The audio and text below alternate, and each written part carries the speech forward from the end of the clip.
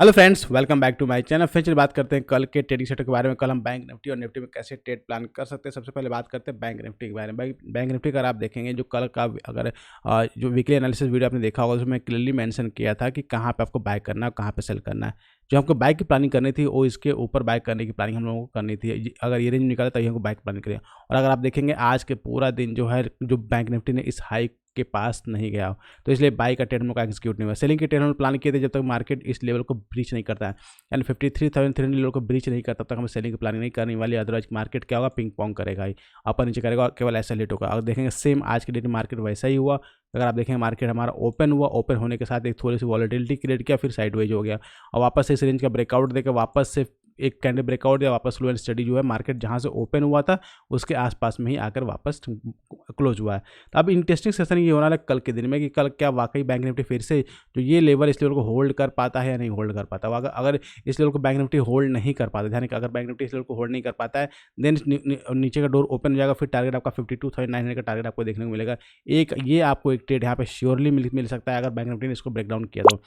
यहाँ पे कंडीशन वही है कि बैंक निफ्टी जो है इसके आसपास में ओपन हो और एक 5 मिनट्स की कैंडल भी स्ट्रॉन्ग कैंडल यहाँ इसके नीचे क्लोज करे, तो उस केस में आपको एक अच्छा ट्रेड यहाँ पे मिल सकता है। अदरवाइज क्या होगा कि अगर मार्केट थोड़ा सा फिर से गैप अप ओपन हो जाएगा तो फिर से इसी रेंज में स्टक हो जाएगा। जब इस रेंज में स्टक हो जाएगा तो वापस से फिर से टाइम पास ही करे जैसे आज किया।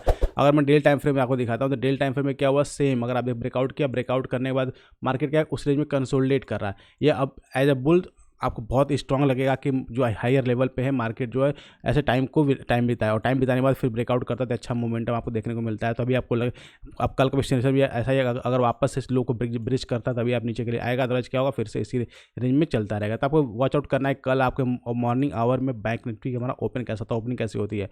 अगर ओपनिंग इसी के बीच में होगी तो डेफिनेटली मैं आपके लिए कोई ट्रेड का अपॉर्चुनिटी नहीं मिलने वाला है, तो किसी बीच में रहने वाला है। लेकिन अगर ओपनिंग जो है इसके ऊपर होती है देन तो आप फिर से अब एक नया मोमेंटम आपको देखने को मिलेगा और ऐसा चांसेस बहुत कम है कि इतना बड़ा गैप अप मार्केट आपको ओपन हो।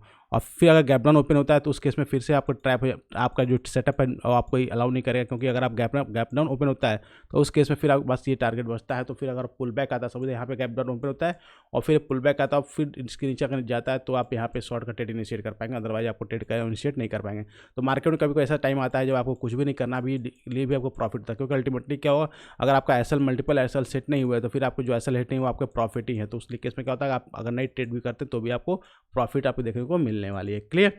बात करते हैं नेक्स्ट निफ्टी 50 हमारा कैसे ट्रेड प्लान करने वाले। पहले निफ्टी का अगर डेली टाइम फ्रेम चार्ट देखेंगे तो एक्जैक्ट जैसे बैंक निफ्टी का हमारा चार्ट बना हुआ डेली का, वैसे ही निफ्टी का अगर आप देखें डेली का चार्ट बना हुआ है और ब्रेकआउट किया इसने बहुत ही स्ट्रॉन्ग। आप अगर आप देखेंगे इसका ब्रेकआउट किया, ब्रेकआउट करना हायर लेवल पे ये क्या कर रहा है होल्ड कर रहा है। ये होल्डिंग करना इंपॉर्टेंट है। अगर ये होल्ड कर रहा है क्योंकि कैंडल हमें क्या डिस्कस है, कैंडल बहुत बड़ी बन गई है। अब कैंडल बड़ी बनी तो क्या रेंज काफ़ी बड़ा हो गया। जब रेंज काफ़ी बड़ा होता है तो फिर market it will take time to break either upper side either down side. उस केस में क्या थोड़ा सा होल्ड करेगा और मोमेंटम करने की कोशिश ऐसे ही करता रहेगा। तो आपको वेट करना है, इंतजार करना है कि वापस से निफ्टी भी इन रेंज को ब्रेकआउट या ब्रेकडाउन करता है। हाँ, निफ्टी का डेली टाइम फ्रेम अगर 50 मिनट टाइम फ्रेम पे देखें, इंटर टाइम फ्रेम पे अगर आप देखें निफ्टी जो हम लोग का डिस्कस किया था कि निफ्टी में दो बड़े बड़े कैंडल्स बन चुके हैं। जब बड़े बड़े कैंडल्स बन चुके हों तो फिर मार्केट को क्या है कंसोलिडेशन फेज में जाना पड़ता है। तो मार्केट अगेन आपको कंसोलिडेशन फेज में जा चुका है और एक अच्छा बहुत साइड ऑफ बिल्ड आपको देखने को मिल रहा है। तो देखिए क्योंकि रेंज काफ़ी बड़ी है, हमेशा ध्यान रखिए रेंज काफ़ी बड़ी है। जब रेंज कभी भी बड़ी होता है जब प्राइस सेशन आपको मार्केट उसके बीच में ट्रेवल करेगा और मल्टीपल टाइम एसएल्स के हिट होगा। सेम आज देखें सेम ऐसी कंडीशन थी, बड़ा सा रेंज बना हुआ था तो मार्केट अगर देखेंगे ओपन हुआ, ओपन होने के साथ एक थोड़ा सा वॉलेटिलिटी क्रिएट किया और फिर उसके बाद उसी में ट्रैप हो गया, आपको बंद क्लोज हो गया। आपका लेके क्या करना, आपको इंपॉर्टेंट लेवल्स कौन सा कल हमारे लिए सबसे इंपॉर्टेंट 24,560 का लेवल इंपॉर्टेंट है। अगर निफ्टी इसके नीचे आके ट्रेड करता है तभी हम शॉर्ट की प्लानिंग करेंगे, अदरवाइज शॉर्ट की प्लानिंग नहीं करने वाले क्योंकि ट्रैप होने के चांसेस बहुत ज़्यादा है। सेकंड थिंग अगर देखेंगे तो 24,760 का लेवल है, ये लेवल को ऊपर निकलता है तभी आप लॉन्ग के ट्रेड इनिशिएट करने की कोशिश करेंगे और पहला टारगेट आपका ये होने वाला है। उसके ऊपर अगर निकलता है तो बड़ा टारगेट देखने को मिलने वाला है, क्योंकि बीच में क्या होगा कि अगर मार्केट अगर आप यहाँ पे ओपन कहीं इसके आसपास मिलता है तो फिर से आपको ट्रैपिंग मार्केट नीचे आएगा और फिर ऊपर जाने की कोशिश करेगा तब हमें ट्रेड मिलेगा।